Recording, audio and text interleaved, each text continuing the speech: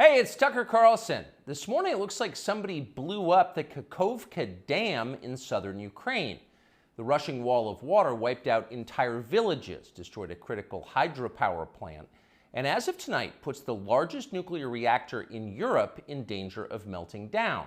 So if this was intentional, it was not a military tactic, it was an act of terrorism. The question is, who did it? Well, let's see. The Kakhovka Dam was effectively Russian. It was built by the Russian government. It currently sits in Russian-controlled territory. The dam's reservoir supplies water to Crimea, which has been, for the last 240 years, home of the Russian Black Sea Fleet. Blowing up the dam may be bad for Ukraine, but it hurts Russia more. And for precisely that reason, the Ukrainian government has considered destroying it. In December, the Washington Post quoted a Ukrainian general saying his men had fired American-made rockets at the dam's floodgate as a test strike. So really, once the facts start coming in, it becomes much less of a mystery what might have happened to the dam. Any fair person would conclude that the Ukrainians probably blew it up, just as you would assume they blew up Nord Stream, the Russian natural gas pipeline, last fall. And in fact, the Ukrainians did do that, as we now know. It's not like Vladimir Putin is anxious to wage war on himself. Oh, but that's where you're wrong, Mr. and Mrs. Cable News consumer. Vladimir Putin is exactly that sort of man, the sort of man who'd shoot himself to death in order to annoy you. We know this from the American media, which wasted no time this morning in accusing the Russians of sabotaging their own infrastructure. Bill Kristol, the man who once told us that Saddam Hussein was responsible for 9/11, immediately denounced Putin as a war criminal and even more savagely compared him to Donald Trump.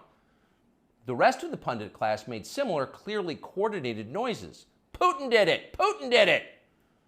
And their reasoning was simple. Putin is evil, and evil people do evil things purely for the dark joy of being evil. In this specific case, Putin attacked himself, which is the most evil thing you can do, and therefore perfectly in character for a man that evil. That was their explanation. No one who's paid to cover these things seemed to entertain even the possibility it could have been the Ukrainians who did it. No chance of that. Ukraine, as you may have heard, is led by a man called Zelensky. And we can say for a dead certain fact that he was not involved. He couldn't have been. Zelensky is too decent for terrorism. Now, you see him on television, and it's true you might form a different impression. Sweaty and rat-like, a comedian turned oligarch, a persecutor of Christians, a friend of BlackRock. But don't believe your own eyes. Actually, Mr. Zelensky is a very good man. The best, really. As George W. Bush once noted, he is our generation's Winston Churchill. Of all the people in the world, our shifty, dead-eyed Ukrainian friend in the tracksuit is uniquely incapable of blowing up a dam. He's literally a living saint, a man in whom there is no sin. That's why Lindsey Graham is so attracted to him. They're just two good people, hanging out together and being good. And like all good people, when they meet in person, they spend a lot of time talking about killing people and laughing like friends do. Here's the pair last week. Free or die. Free or die. Now you are free. Yes. And we will be. And the Russians are dying. It's the best money we've ever spent. Thank you so much. No, it's... The Russians are dying. It's the best money we've ever spent, Graham says. A smile spreads across his thin, quivering lips as he forms the words. He looks like a starving man contemplating a breakfast buffet. The aroma of death has aroused Lindsey Graham. Thanks so much, replies Zelensky. He feels the same way. See, there's nothing dark here. Just two middle-aged guys celebrating the killing of a population. They don't seem like the kind of people who'd enjoy flooding villages or starting a famine. And in any case, who cares if they are? It's really not your business. Your job is to support Ukraine. Watch Nikki Haley, a Republican candidate for president, explain this principle on CNN. A win for Ukraine is a win for all of us. And for them to sit there and say that this is a territorial dispute, that's just not the case. To say that we should stay neutral, it is in the best interest of America. It's in the best interest of our national security for Ukraine to win. We have to see this through. We have to finish it. See? It's very easy to understand. It is vitally important for you to support Ukraine because it's necessary for Ukraine to be supported by you. Your support is mandatory until it's finished, whatever it is, and whatever that means. So shut up and support Ukraine, or else you're in trouble. Back when they still taught logic, statements like this were known as tautologies. Something is true because it is. The more you repeat it, the truer it becomes. It's a self-reinforcing reality.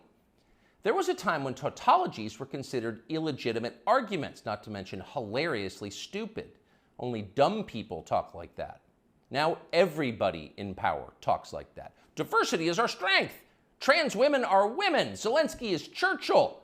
It's all self-evidently true. Doesn't need an explanation, and don't ask questions.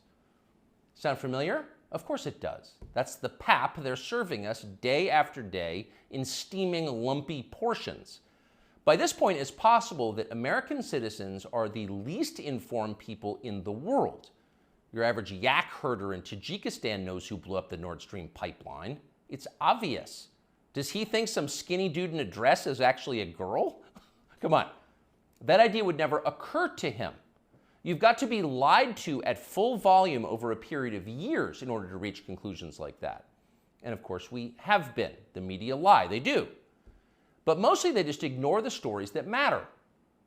What's happened to the hundreds of billions of US dollars we've sent to Ukraine? No clue.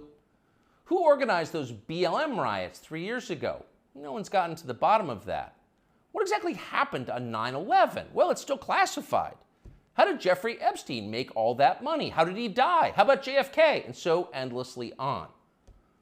Not only are the media not interested in any of this, they are actively hostile to anybody who is. In journalism, curiosity is the gravest crime.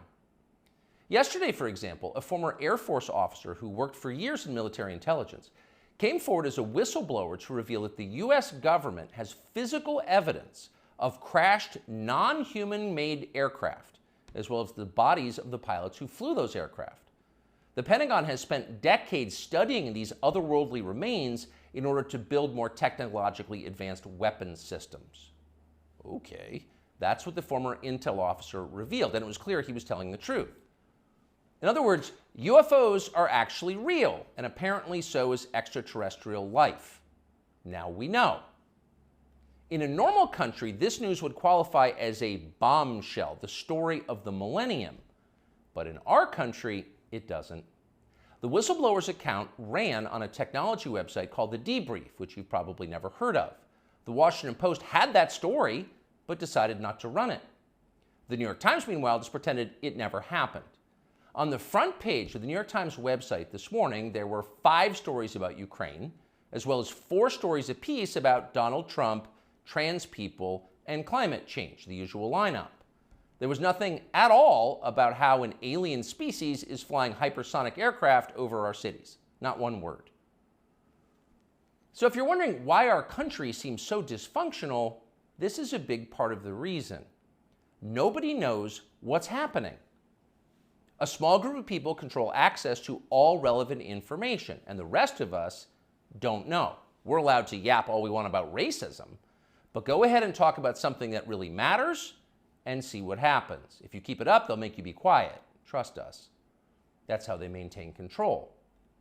When Western tourists first started traveling in large numbers to the Soviet Union in the early 1970s, they found that many Russians had a completely warped understanding of the United States.